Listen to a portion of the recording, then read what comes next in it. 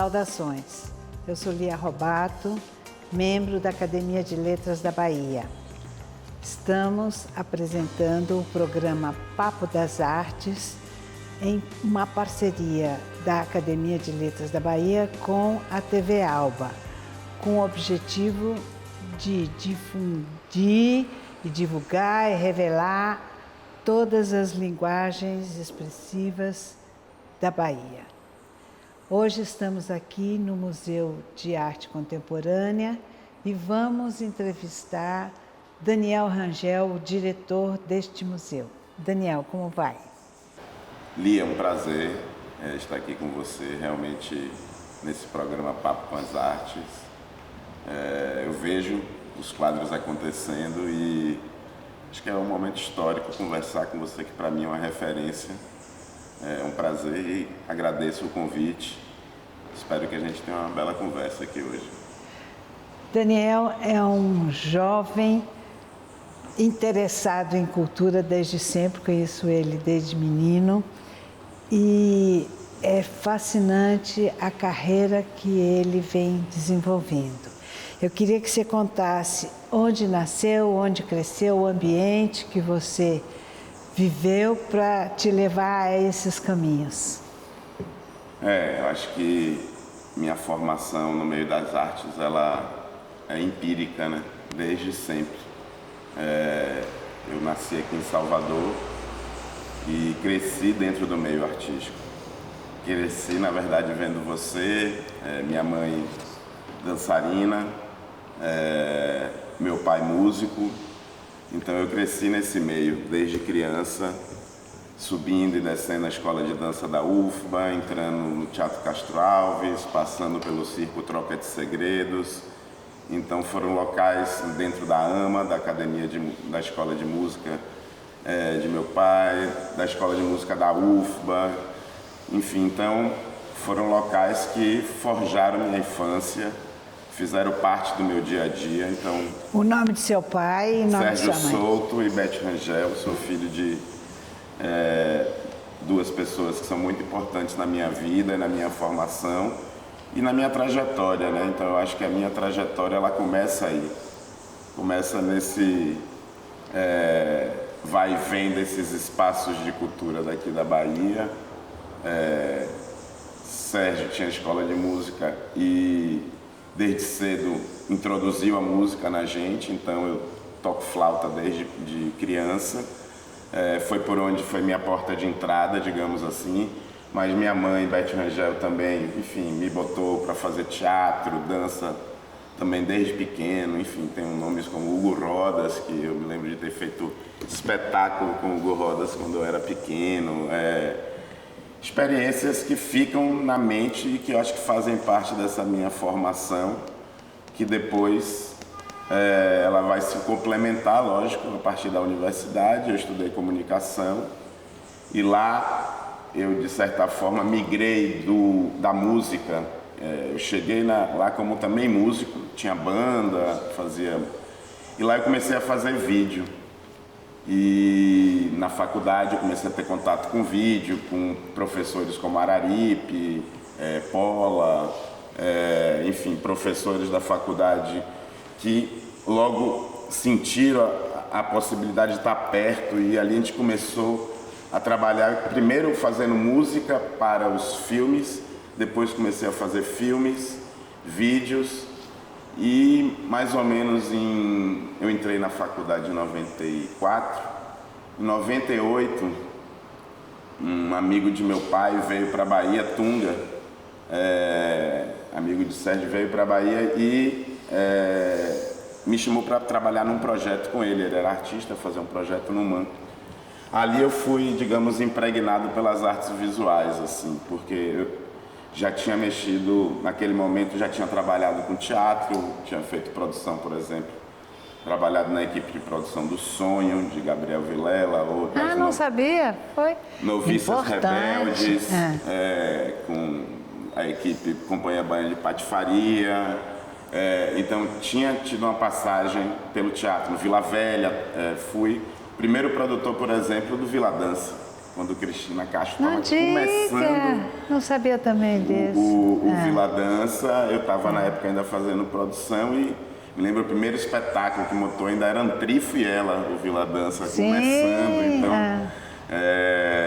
enfim, eu vivia naquele ambiente do Vila Velha. Márcio também é uma referência enorme, Pois é. né? Então, O interessante é que ele hoje está totalmente dedicado às artes visuais.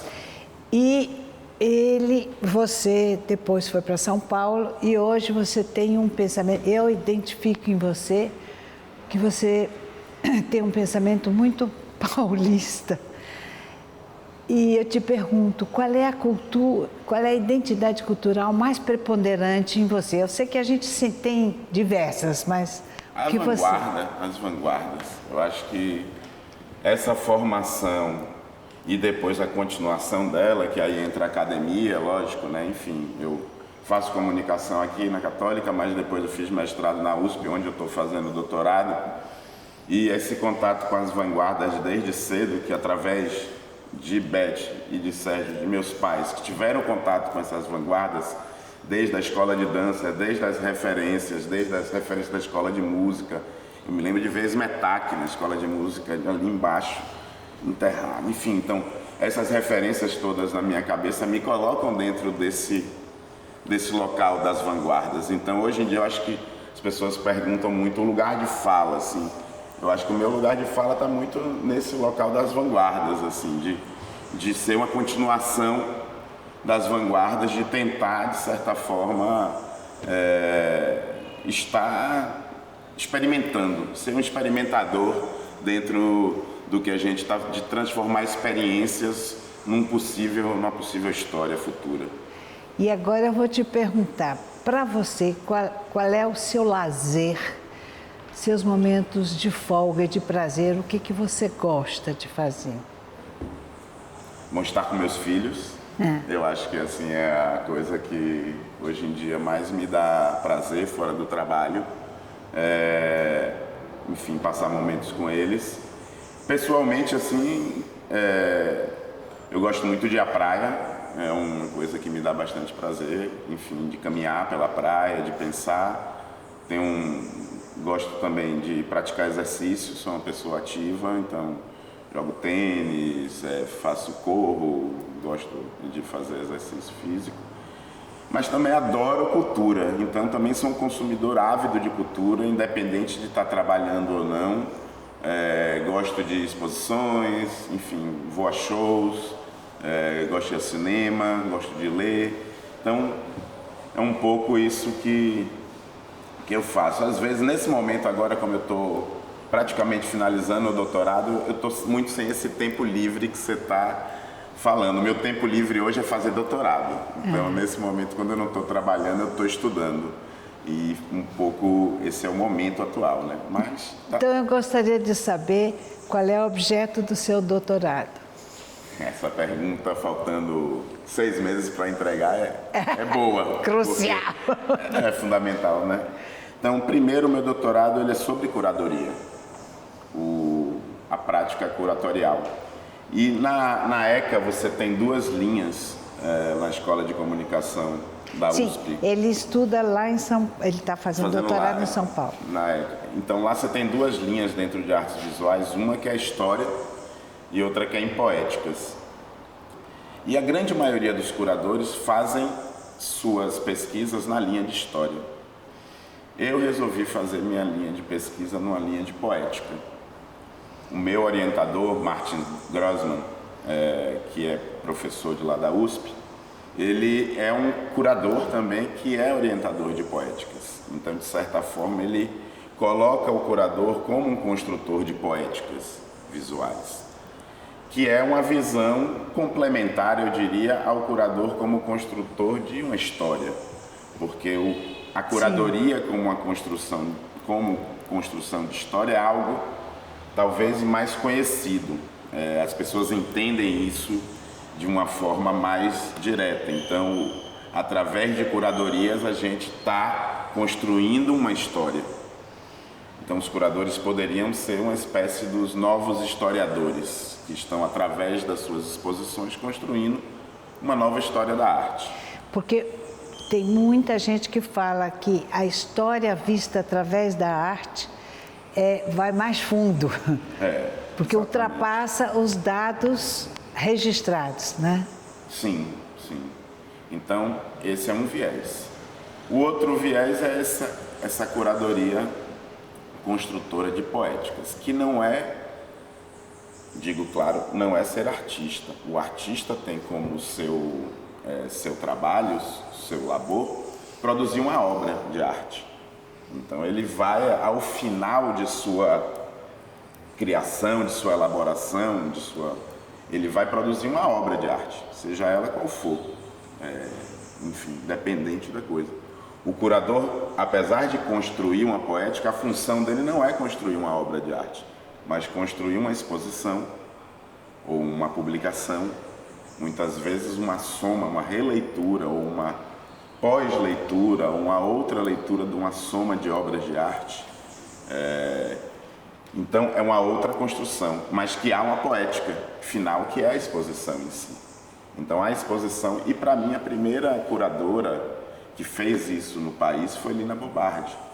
Então na minha tese eu coloco Lina como a primeira curadora que, através de um gesto curatorial, ou seja, através das suas montagens das exposições que ela fez aqui no Mambaía, ela cria uma nova poética com aqueles mesmos objetos. Os objetos têm a sua poética em si, mas a montagem de Lina interferia tal nesses objetos que a poética deles mudava, ou ampliava, ou mudava, enfim, às vezes potencializava.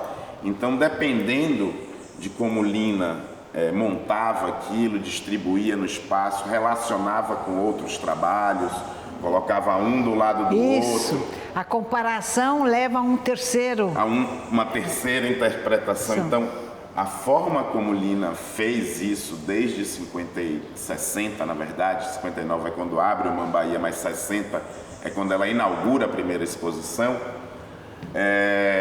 ela muda totalmente o que vinha sendo feito como curadoria até aquele momento, cujo talvez o maior ícone era justamente o marido dela, Pietro Bardi, que tinha inaugurado o MASP em São Paulo e que era um curador clássico, cuja a função dele estava muito mais à preservação das obras, ele estava muito mais atento às obras, Lina muito mais atenta ao público.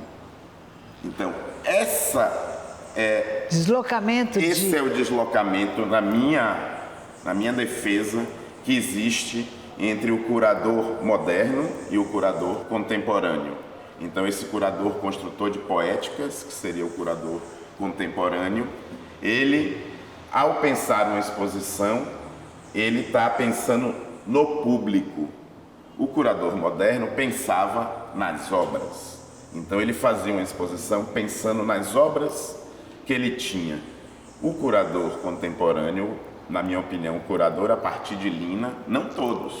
É igual o artista, a arte contemporânea surgiu, mas tem muito artista hoje que ainda continua fazendo práticas modernas. Então não é o tempo que define isso, mas a forma de trabalho.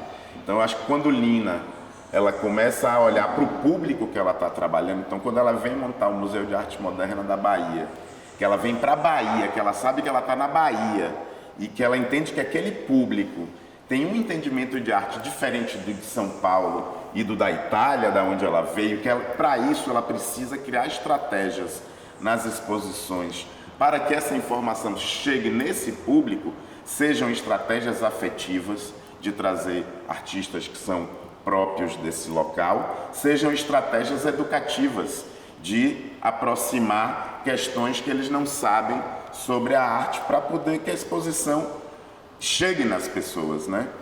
Então eu vou pedir para você guardar tudo que você tem a nos ensinar sobre curadoria para o próximo bloco, onde nós vamos aprofundar o conceito deste curador e diretor de museu.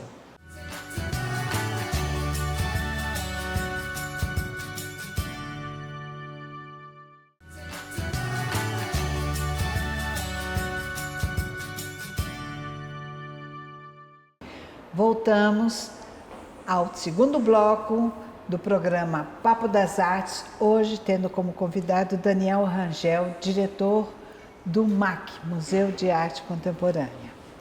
Eu queria perguntar, Rangel, para você, considerando que a gestão cultural é uma área interdisciplinar e que envolve tanto administração como promoção de atividades artísticas, quais são as responsabilidades de um diretor de museu, diferente de curadoria? Bom, primeiro eu acho importante a gente ter uma definição clara de um museu, assim. O que é que diferencia, por exemplo, um museu de um outro equipamento cultural qualquer? Um centro cultural, um teatro, um cinema. É o fato desse museu possuir uma coleção. Então, todo aquele espaço que tem uma coleção de arte, que tem que salvaguardar uma coleção. Um acervo. Um acervo. Obras, seja ela obras de arte, um acervo histórico também, um acervo etnológico. Patrimonial. Patrimonial, ou seja, se você toma conta de alguma coleção, de algum acervo, a partir desse momento, na definição hoje do ícone, você é uma instituição museológica. Seja um museu, seja um memorial, seja um centro de memória. O princípio básico que diferencia um centro cultural de um museu é que um centro cultural não tem acervo e o museu ele tem um acervo. Por isso que falam hoje em espaço museal. Espaço museal, exatamente. Então, assim, o espaço, porque o museu, ele acaba que tem essa característica de ter... Hoje o museu ele tem que ser um espaço dinâmico. Um memorial, por exemplo, ele tem uma característica de ser mais estático. Sim. Não tem necessidade de ter atividades, mas os dois são espaços museais. Sim. São espaços que abrigam e salvaguardam um patrimônio museológico, um patrimônio, um acervo. Então, isso é a premissa básica quando você é diretor de um museu. Você tem que entender que você está ali para salvaguardar aquele acervo. A sua responsabilidade principal é essa. E o que é salvaguardar? Salvaguardar é, sobretudo, na minha opinião, colocar ele em difusão. Então não é guardar, não é a palavra guardar. Apesar de guardar estar aí dentro, salvaguardar é justamente, na minha opinião, é você difundir. Você criar estratégias para fazer a difusão daquele acervo, porque aí sim ele vai estar sendo guardado pelos olhos de muitos. Porque quando ele fica ali dentro, guardado, dentro de uma reserva técnica, lógico que ele tem que passar tempos ali dentro. O Zé Valadares, por exemplo, que foi o diretor histórico do MAB, ele fala no museu duplo museu, que é o museu do pesquisador, que fica dentro da reserva técnica, e o museu que fica para o público, que é esse museu que está nas exposições. Dinâmico. E que tem que ter um diálogo entre os dois, mas que os dois têm que coexistir. O museu que está dentro da reserva técnica, que são as obras que não estão sendo exibidas, mas que os pesquisadores têm que ter acesso, que a gente tem que estar, às vezes, fazendo processos de restauro. Então, às vezes, você está fazendo processos, está mudando uma moldura, às vezes você está limpando, às vezes você está fazendo um retoque, às vezes ela está ali porque não está na exposição falando sobre aquele tema, mas ela vai vir à tona. Então, a primeira questão, na minha opinião, é essa de você ter essa noção que você tem um acervo. E a partir desse acervo você tem a construção de uma poética, porque o acervo é que vai dar o direcionamento desse museu. Então, se é um museu que tem um acervo de arte contemporânea, ele vai tentar ser um museu que reflete o que é a contemporaneidade, não só dentro do seu acervo, mas no museu como um todo. Então, na minha opinião, aí a gestão do museu ela tem que tentar dialogar com o próprio acervo que ela tem, porque o acervo é a alma desse museu. Acho que isso é tão importante, quero enfatizar isso que você acabou de falar. O diálogo que o diretor de um museu vai estipular com o acervo que ele encontra e que ele preserva e que ele divulga e o que ele traz de novo e acrescenta nas suas exposições temporárias. Exposições temporárias. No programa do museu, eu diria mais, Lia. Mais melhor, até melhor do que as exposições. Ok. Como você pensar o programa do museu. O que é um programa de museu? Isso? Exatamente. Então, assim, as exposições temporárias são fundamentais. Talvez seja a principal estratégia de dinamização que existe dos museus no mundo. Então, assim, esse é um carro-chefe dos programas, são as exposições temporárias. Mas a ação educativa, por exemplo, ou seja, trazer as escolas, fazer cursos, oferecer, a partir do acervo, reflexões, práticas. Essa estratégia, mas sempre focada no acervo que você tem. Isso, eu acho que aí, essa é uma gestão assertiva, na minha opinião. Quando você consegue... O problema de você desvirtuar... O programa. Então, aqui, muitas vezes, as pessoas não entendem, por que não faz um curso de pintura de observação no MAC? Porque é uma questão moderna, a pintura de observação. Está lá no MAN, todos os cursos estão lá. Para isso tem 2 museus. E isso também ajuda a educar as pessoas do que é arte moderna, do que é arte contemporânea. Não é só o que está exposto, mas aquilo que acontece também naquele espaço vai ajudar a você entender. Então, o programa educativo, as exposições temporárias, as ações de dinamização, que aí entra as relações com outras linguagens, espetáculos de dança, projeções de filmes, espetáculos de música, de acordo com a possibilidade de cada espaço, física de cada museu, mas essa vontade de interagir com outras disciplinas. Então tem assim, talvez esse seja um tripé básico da dinamização.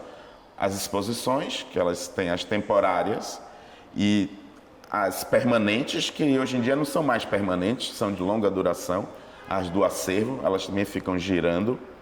Então você tem as exposições de acervo e as exposições que não são, que vêm de fora ou que você cria. Tem essas duas. O programa educativo, que tem as escolas e os cursos como base, assim, e a recepção do público, a mediação, o programa de mediação, como você vai fazer que aquelas exposições cheguem nas pessoas. E essa dinamização com outras linguagens. Sim. De também fazer do museu esse espaço que abriga outras linguagens e não só arte, que abriga também, aqui, por exemplo, no MAC a gente tem pista de skate, a gente tem parquinho infantil, a gente tem uma área verde que as pessoas vêm, fazem piquenique. Então, do museu também ser esse espaço de convivência.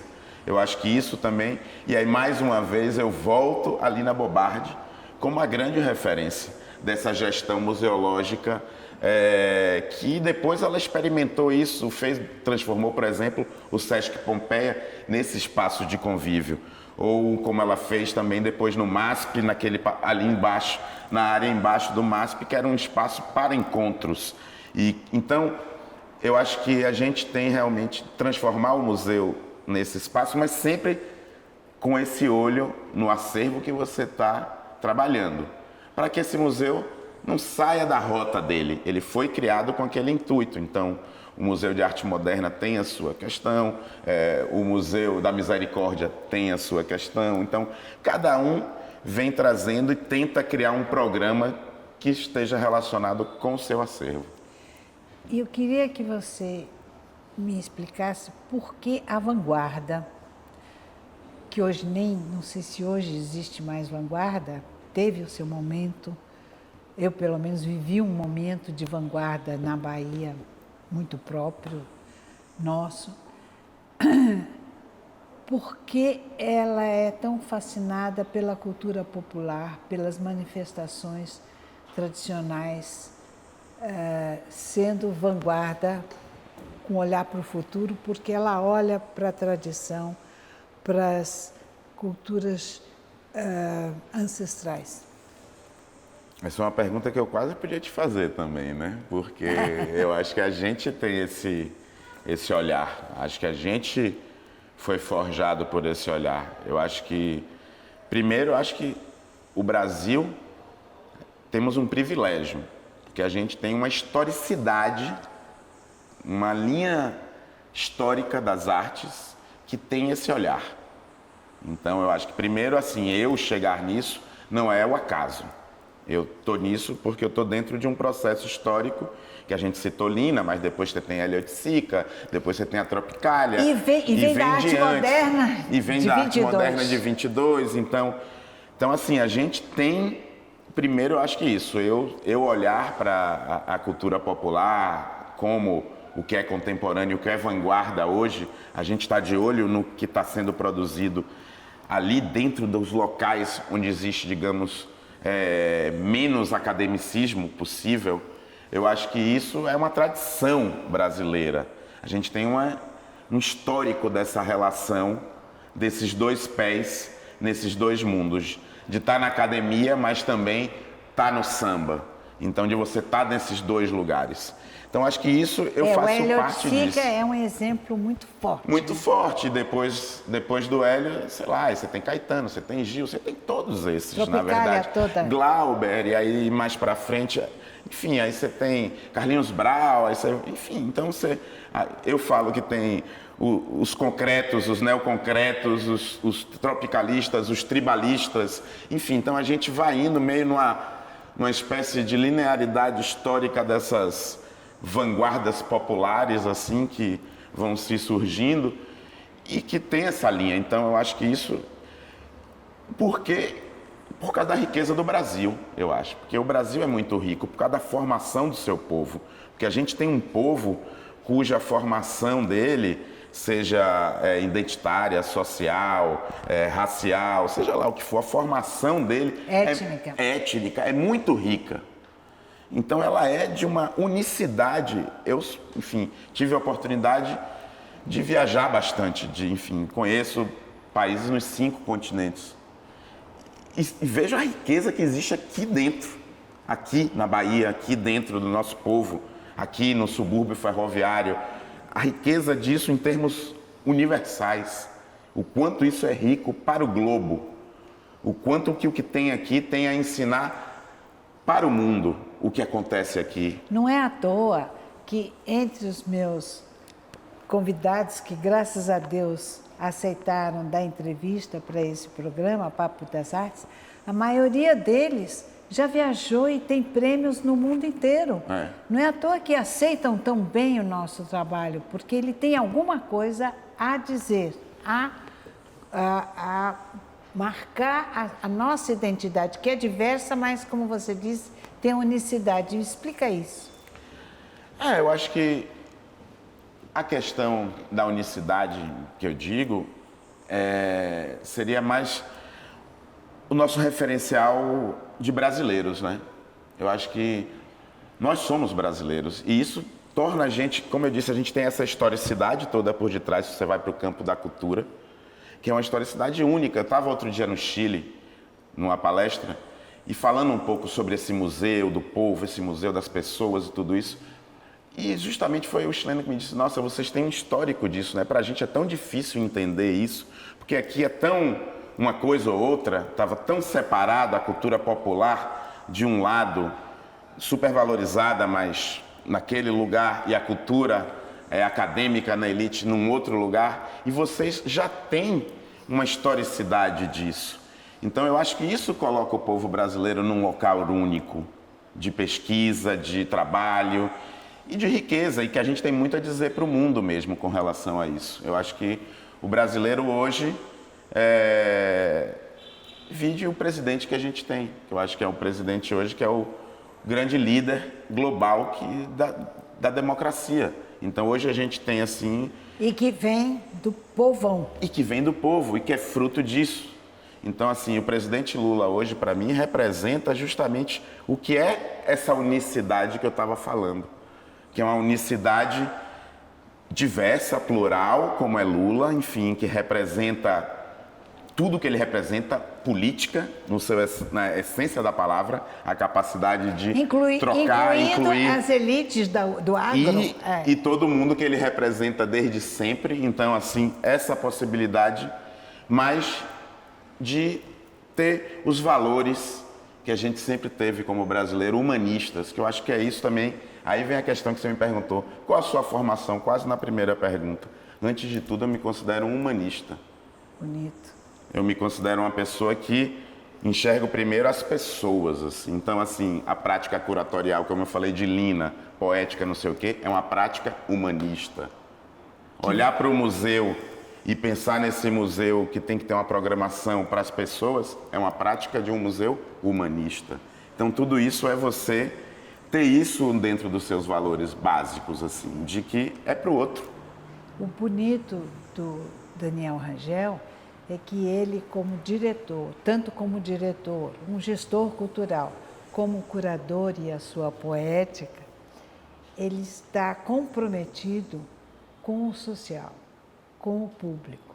Então, no próximo bloco, nós vamos falar um pouco sobre as experiências e as exposições que Daniel tem feito.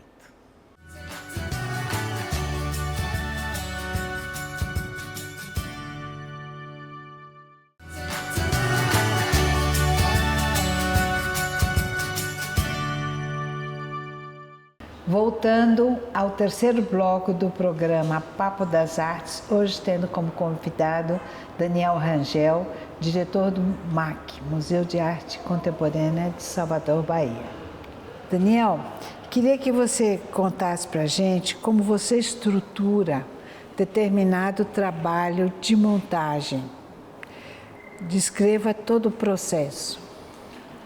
Bom, uma exposição, Lia, quando você vai fazer curadoria de uma exposição, primeiro você tem que saber que tipo de exposição é. Isso muda totalmente a função do curador. Por exemplo, se você vai fazer uma exposição individual de um artista que é vivo, é uma coisa.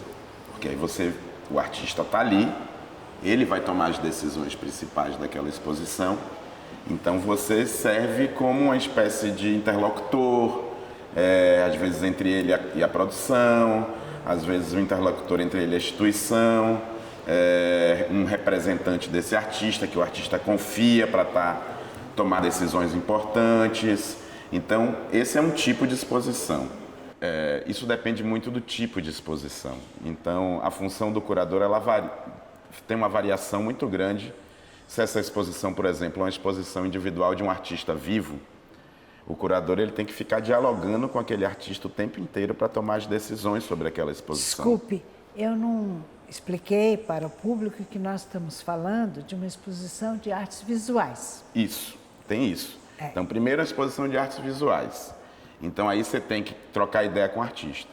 Se é um artista que já faleceu, que já não está entre nós, aí o curador tem um papel bem mais preponderante, porque ele vai tomar todas as decisões com relação àquela exposição, quais obras vão estar naquela exposição, onde essas obras vão estar. E um terceiro papel são as exposições coletivas. Essas onde o curador realmente se torna o maestro daquela exposição. Porque você normalmente começa a partir de uma pesquisa, né? Então sempre uma curadoria ela é relacionada a uma pesquisa. Então você vai começar pesquisando sobre aquele artista ou sobre aquele assunto, aquele tema que você vai abordar. No caso de fazer dentro de um museu. Até da decisão do que vai ser a exposição. Né? Exatamente. Então, assim, se você, por exemplo, está dentro de um museu, você tem um acervo como uma base. Se você não está dentro de um museu, aí você tem o público, para onde vai aquela exposição. Sim. Qual o museu que você está pensando aquela exposição, para que público vai ser aquela exposição. E a partir daí você começa a pensar uma pesquisa, selecionar artistas, obras, enfim, projetos que possam fazer parte daquela exposição. E aí tem todo o processo, um diálogo muito forte com a produção, porque fazer uma exposição depende de muitas coisas. Então você tem iluminação, você tem o transporte de obras, você tem a montagem, você tem o seguro das obras, às vezes, você tem a pintura, a cenografia, a arquitetura. Sim, muitas coisas. Tudo isso. Sinalização, a divulgação da exposição. Então o curador ele fica meio tendo que orquestrar um pouco todas essas questões. Enfim, ele toma decisão até qual tipo de letra que vai na parede, se é uma letra de recorte, se é um adesivo inteiro, qual a cor, discutindo com o arquiteto que você vai colocar no fundo. Então, são muitas as camadas para se construir uma exposição. Além da pesquisa, além de Para mim tem um ponto de partida muito fundamental nesse processo, é a relação com o espaço. Então, sempre que alguém me chama para fazer uma exposição, a primeira coisa que eu quero ver é onde essa exposição vai acontecer. Para nós, de dança, coreógrafos, espaço é fundamental, porque uma obra de arte vai ser vista de perto, de longe, como, por exemplo, aqui atrás de mim, tem uma exposição fantástica de um objeto que se transformou num olhar estético conceitual. A forma como ele foi montado, essas várias, elas se tornam uma terceira objeto. Queria que você falasse um pouco sobre isso. É isso, acho que isso é o processo da curadoria poética, né? Então, como você apresentar aquilo para o público. Então, a forma como aquilo vai chegar ao público, isso é o papel, muitas vezes, do curador. Lógico que o artista, quando está ali, também tem a total liberdade. E muitas vezes, quando o artista está presente, ele toma essa decisão. Porque, às vezes, como ele quer apresentar, faz parte da poética dele. Mas aí, muitas vezes, é onde vive a poética do curador também. É essa forma de apresentar, como montar, criando essas relações entre uma obra e outra. Que às vezes o curador pode até acrescentar o que o próprio artista não vê, né? Não sei se é uma questão do artista não ver, acho que é a função de cada um mesmo, assim. Não existe uma competição entre quem está mostrando. Eu acho que são cada um tem trabalhos complementares, assim. Eu acho que o artista contribui de uma forma. Contribui, o artista, ele é a gente, na verdade, o autor, né, da obra. Então, sem o artista é a base de tudo. Então, assim, o objeto, a obra de arte, na hora de você fazer uma exposição de arte, ela é a base. Então, por isso que, de certa forma, a gente tem a história da arte. Então, a gente está inserido dentro dessa história da arte. Cada um dentro de um sistema de arte. Né? Então, você tem a arte contemporânea, uma das características da arte contemporânea é que a arte ela precisa desse sistema de arte para chancelar o que é arte. E o sistema ele é feito por instituições, por curadores, por críticos, pelo público, pelo mercado. Então, tudo isso ajuda a chancelar, tudo isso ajuda a diferenciar isso que está aqui atrás de não ser mais um dominó e de ser um objeto de arte. Porque ele está no museu, porque teve um artista que fez, mas teve um curador que selecionou, teve uma galeria que vendeu, tem um museu que expõe. Então, tudo isso faz com que isso se torne arte, hoje em dia, no sistema. Então, isso é muito importante para a arte contemporânea. E já que você está falando em tudo isso, eu quero que você me explique que eu até hoje não entendo direito a relação entre a economia criativa e o mercado das artes visuais e a função das galerias. É isso, a galeria é uma desses braços do sistema, né? A gente tem esse sistema. Para mim, por exemplo, o museu, dentro desse sistema, tem essa função da salvaguarda, cuja difusão, ou seja, a função educativa, é a premissa. Então, dentro do sistema da arte, o museu tem a função educativa. Certo. A galeria tem a função... De formação de público. Formação de público, de criação de conceitos, enfim. Então, tem essa função de preservar essa história. Então, ele tem dentro disso. As galerias têm a função de vender, de tornar o mercado. Ali dentro passa o dinheiro. Não podemos demonizar o comércio da arte. De jeito nenhum. Porque para que o artista sobreviva e continue criando, ele precisa vender para ele poder viver disso. Exatamente. Então, eu acho que assim, na verdade, é muito importante a função das galerias no sistema de arte. Elas detêm um papel de representação, muitas vezes, de ir atrás de artistas, de investir na trajetória de artistas jovens, de mostrar esses artistas. Eu já conheci muitos artistas através de feiras de arte, por exemplo, onde tem galerias de todo o Brasil. Lá, procurador, às vezes é um prato cheio. Eu, principalmente quando eu fui morar em São Paulo, há 15 anos atrás, que eu ia nessas feiras, eu vivia com meu caderninho nas feiras, ia nas galerias vendo um monte de artista, e ali ia estudando, literalmente, vendo, tendo acesso a esses artistas. E, lógico, eles têm essa função de estarem conectados com o mercado, com colecionadores que trazem o dinheiro para os artistas, mas que também muitas vezes apoiam instituições. Eu acho que o sistema de arte tem que se dar a mão. Eu, como museu, eu faço parceria com galeria. Então, assim, eu acho fundamental. Tem galerista, por exemplo, que chega para mim e fala assim, o que eu não concordo é o seguinte, quando o galerista chega para mim e fala, olha, eu tenho um projeto aqui para você, para o seu museu, para você botar lá dentro. Eu digo, não. Quem tem que ter o projeto é o museu. Eu tenho o projeto, você me apoia. Então, eles estão ali na função de apoiar, porque eles estão com a grana. É por ali que passa o dinheiro do sistema da arte.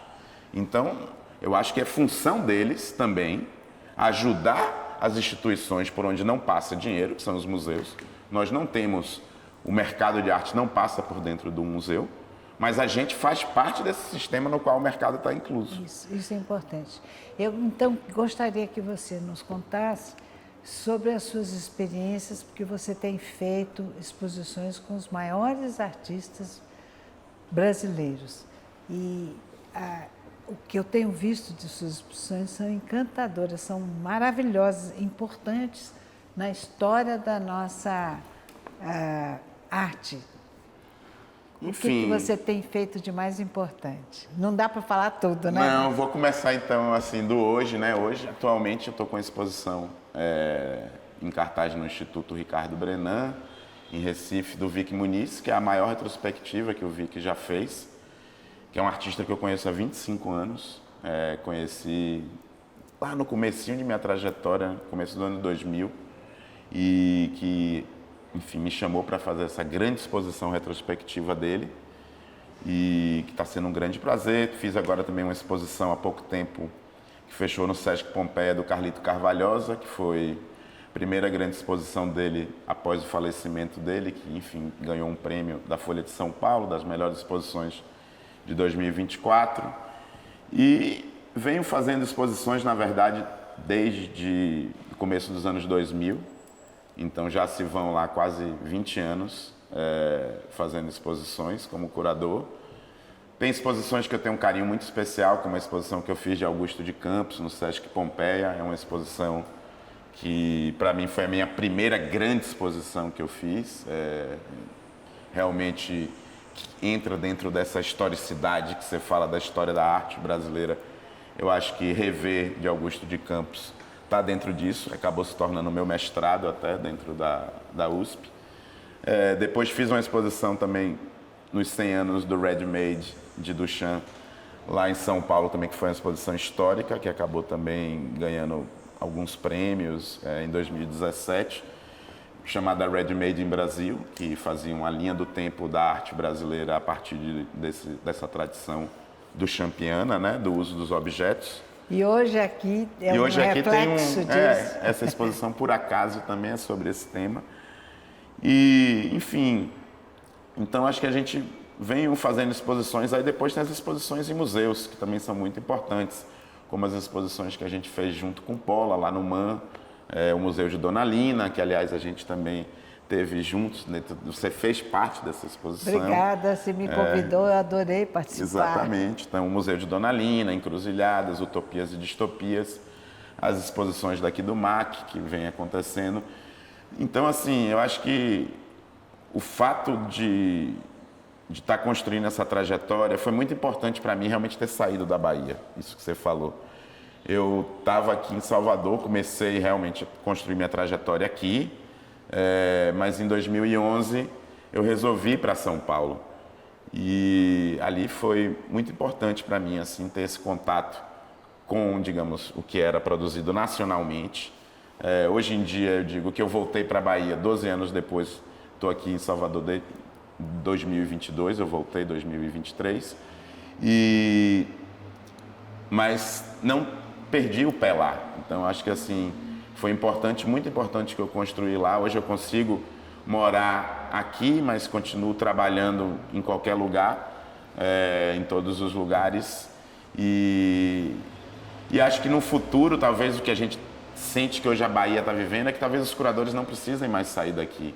Talvez no futuro consigam fazer seus nomes e ter uma trajetória nacional morando na Bahia. A gente sente que hoje a Bahia está numa mudança nas artes visuais, sobretudo, que tem uma cena de jovens curadores surgindo aqui, muitos artistas. Pois então eu quero que você, para a gente encerrar esse último bloco, você dê um recado para os jovens curadores.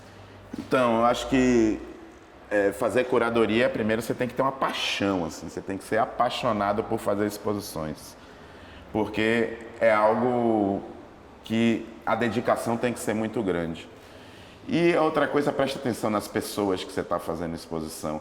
Não faça exposição para você, nem para o artista. Faça exposição para quem vai assistir a exposição. Porque é para o público que a gente faz exposição, são para as pessoas. Então, assim, na hora de escrever um texto, por exemplo, eu sou aquele curador que tenta escrever um texto que é acessível para quem vai ler. E não um texto que é bom para mim ou para a academia. Isso eu deixo lá para dentro da academia, para o doutorado. Então, esse é o recado assim, principal que eu tenho a deixar. Muito obrigada. Esperamos vocês para o próximo Papo das Artes. Agradeço a Daniel Rangel ter nos recebido com tanto... Muito obrigado, Lia. Eu que agradeço. Obrigada.